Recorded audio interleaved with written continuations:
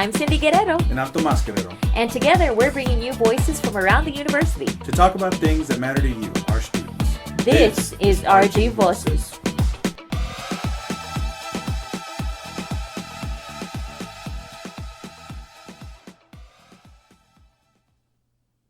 Hi, we're here with a brand new segment to our podcast. We are calling this Vaquero Voices because we've been wanting to do something for a while now where we welcome students or colleagues into our podcast zone and have conversations with them. So welcome to the very first segment of what we are calling Vaquero Voices, right? Vaquero Voices. Yeah. Okay, so we're here with Eli. So Eli, you want to tell us a little bit about yourself?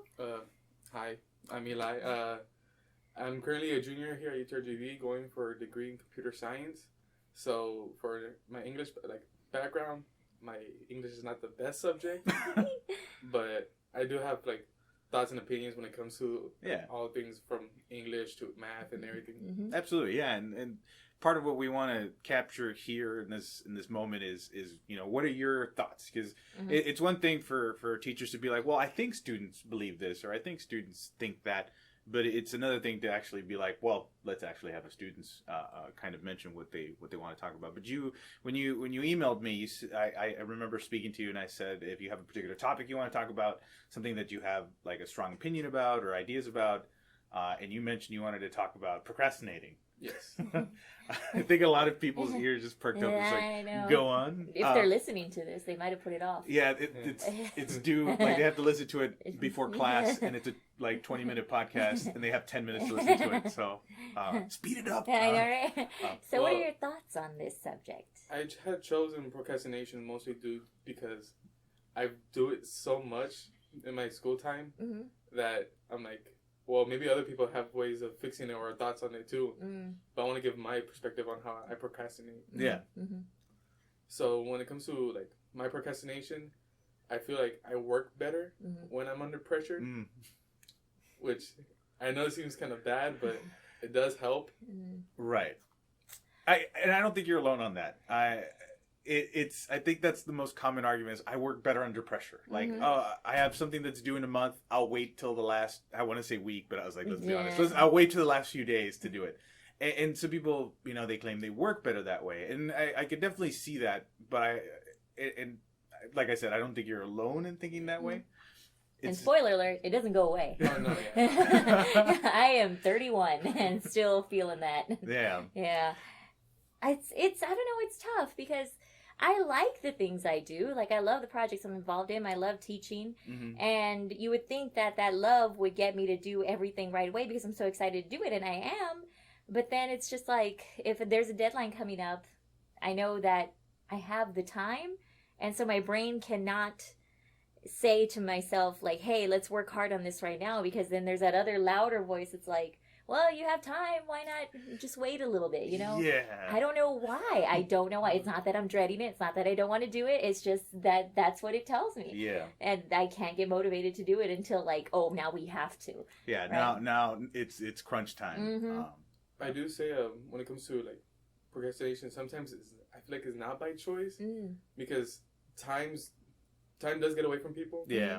So in this semester alone, I thought I had plenty of time to do all my stuff, being a full-time student, going to the gym, going to work. Right. But then once the semester started coming along with all the assignments, things started getting pushed back. I stopped going to the gym. Work started taking over. Right. And projects started piling up. And at the very end, I had to do everything close to the end.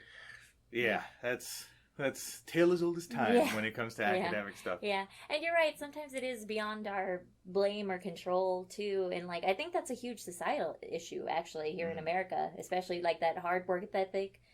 You are not successful unless you're busy at every moment of every day, and I think that is kind of detrimental to a lot of things. You get so overwhelmed that you can't help but procrastinate because you're so stressed out all the time that the stress just makes you kind of immobile sometimes, and you just kind of have to let things go, and then things start piling up and you get more stressed, and it's weird. We have a very weird attitude with working here in this country.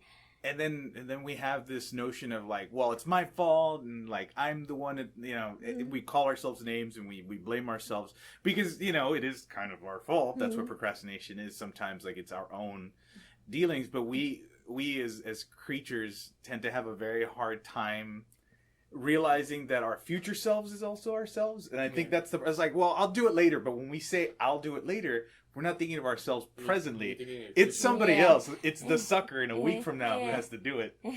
Which then we realize the sucker was me. Oh no. So maybe it would be good to tell about a time where procrastination did work out for you, like everything was okay, and then maybe a time where procrastination kind of messed you up. Have you had those moments? Actually, yes, I have. One happened this semester. It was actually in your class. My class, yeah. Yes.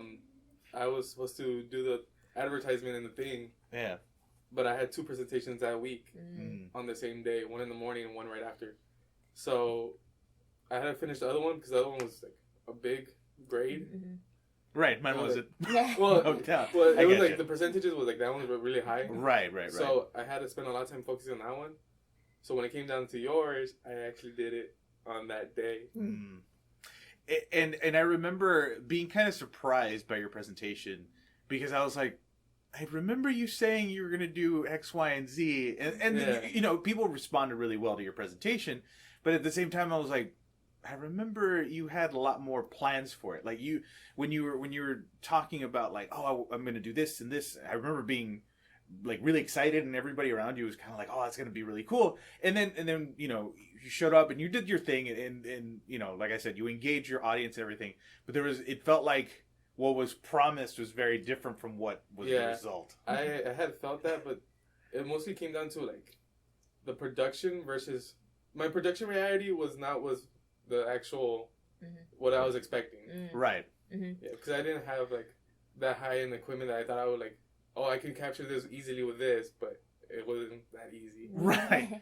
And I think that's another thing that we forget when we procrastinate is we make these plans in our head and they sound, okay, I can definitely do this. I have this equipment, or I have the time and the opportunity, and it'll be super easy to do. And then there comes a day, and then that's the day where the power goes out or the internet goes down and you don't have a vehicle to travel. The equipment that you thought you had, your friend's not going to let you borrow it anymore. Like, so all these plans that could have easily been handled if we had done things on time suddenly go out the window, and we have to do bare minimum. Right. And you know, in our class, you know, we talked a lot about engaging the audience and things like that. And then there was a level of creation that I was expecting, but I do know that, you know, I guess percentage wise, the presentation that you did wasn't like enough to fail you. It would hurt your grade if you didn't show up, but it wouldn't be enough to like significantly hurt your grade like it would in your other class. So there is that balance of like, what do I do? Like, what do I prioritize? And that's the type of thinking that we end up forgetting that we have to do when we actually procrastinate. Yes. And plus we plan for, like you were mentioning, we kind of plan for perfect scenarios, you know, like I can do this, I can procrastinate on it because I will be able to perfectly get it done in this amount of time. And then we don't consider that, hey, what if things go wrong? If things had gone wrong, if I had given myself more time, it wouldn't have been a huge deal. Like, yeah, power goes out today. I still have a week to get this done, so I can work on it tomorrow. But if you're doing that with the mindset of, like, I can get it done the day before, and I'll be fine, but the power goes out, like, oh, shit, I'm screwed. Because it's like, due tomorrow, you know? So we also have to keep that in mind, that there are scenarios that we cannot predict, but we should prepare for, and part of that preparing is giving yourself that time that you need to do that. So that's where procrastination gets a little dicey, you know. But have you taken steps to maybe get yourself out of that? I tried. I've done multiple things where people like have said like, oh, just take a piece at a time. I'm like, yes, but then you just end up like saying like, oh, this is good enough, I'll leave with this. So I'm like, and there's also been like, just start off fast, get it done with. You do that, but then you end up like, oh, I don't like this. You have to keep on doing it. Yeah, I think it's a matter of experiment for what works for you. Because I know what works for me is writing everything down. And if I write it down, it's physically in front of me, and then it bothers me. You know, like it's on my list, and I'm like, oh, it's so annoying that it's there. And so I have to get it done so I can cross it off and feel better. But that's me. You know, that works for me. That doesn't work for everybody. So I think it's a matter of everybody experimenting with what makes them feel better. Yeah, so and motivates them. Yeah, and I know that the list thing helps me, but I'm not in the habit of doing it. And I think that's another thing, is getting in the habit. Because it's not as easy as going, I will fix this by doing this. And procrastination is not an easy thing to fix because it is a habit of ours. And so your habit, Cyndy, is to like have that list and then feel like you need to check it off. Like it needs to be handled. You mentioned another strategy, which was do a piece at a time. And I think that's hard for some people, but I have heard of one modification, which is the 5-minute rule. So you just do the thing, whatever it might be, no matter how much you hate it, just for 5 minutes. And then you give yourself a timer, and then once those 5 minutes are up, if you don't feel like doing it anymore, you stop. If you feel like you can go a little bit longer, just kind of push it. And then once you're tired of it, you can stop, take a 10-minute break to do something you actually want.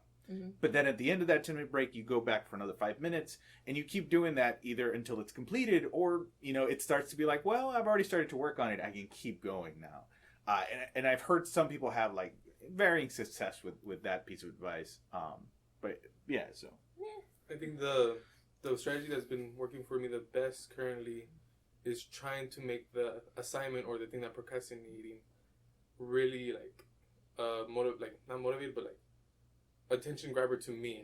So I'm trying to make it more interesting for me, if I could be like, okay, I want to do this now. Yeah. I actually find it interesting now.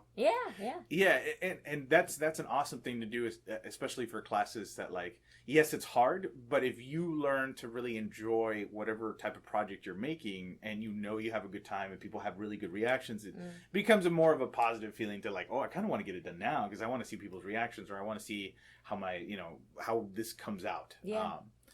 But I think the hard part would be, what if you're in a class where you don't like this stuff? And it's not always like the professor's fault or the subject's fault. It's just something that it just doesn't catch your attention. How do you guys deal with it? Well, I think it's also a matter, like going back to what I said before, is finding that personal motivation, because I freaking hated math when I was an undergrad. And I had a really brilliant math teacher who was really nice, and he was really great, and he would give us homework every single day.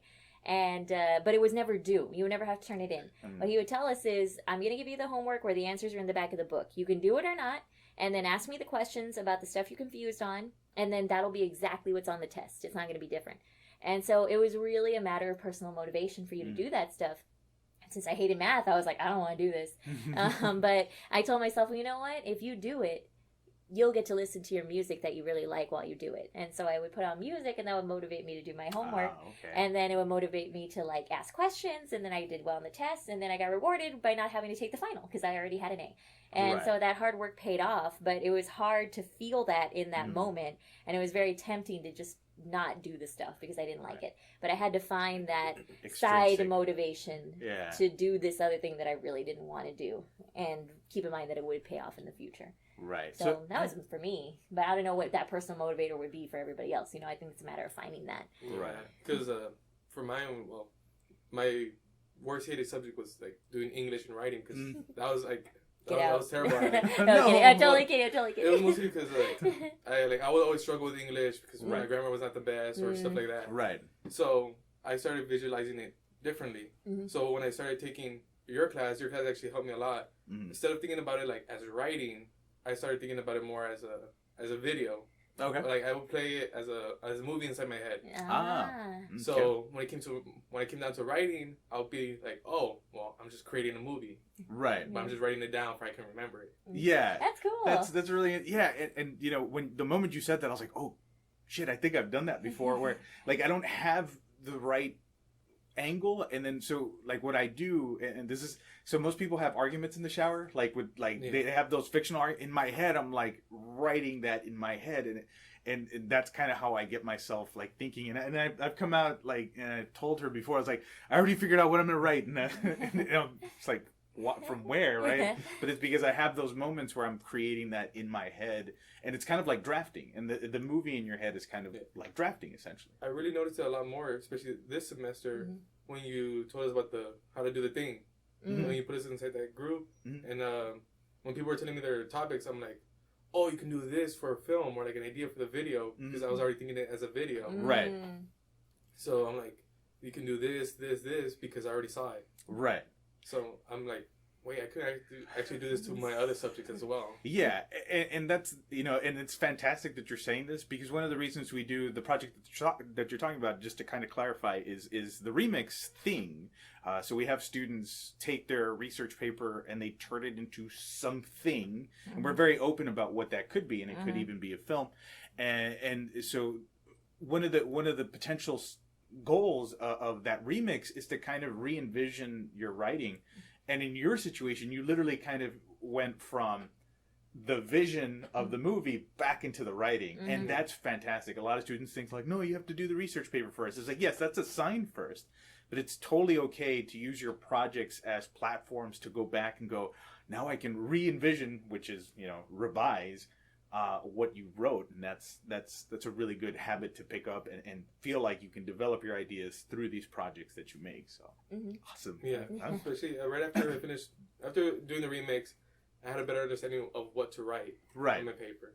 Yeah, and it's one of those situations where like I think I've had this assignment in your classes before, where I tell people when they create the R3 map, you can either draw it out first, or you can write down all of your ideas first. Either way works. And it's really interesting to see some of the students who have to go, no, I need all of my information first, and then I can draw or create the map. And some students are like, no, I have to visualize what the map looks like, and then I'll fill in the information.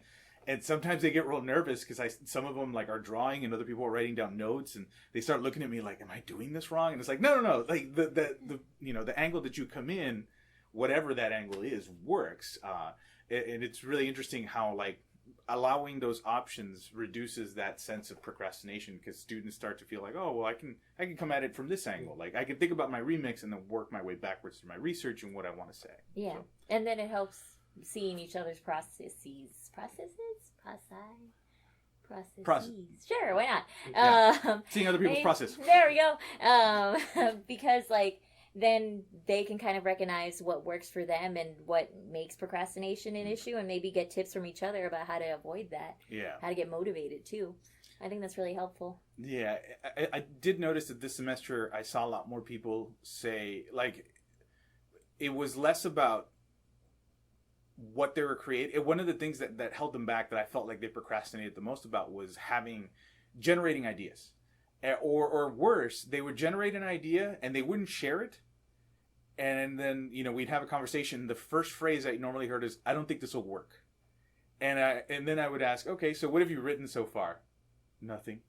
What have you created so far? Nothing. And then how do you know it won't work? Like, so I think procrastination is also kind of like a fear of what will work or won't work.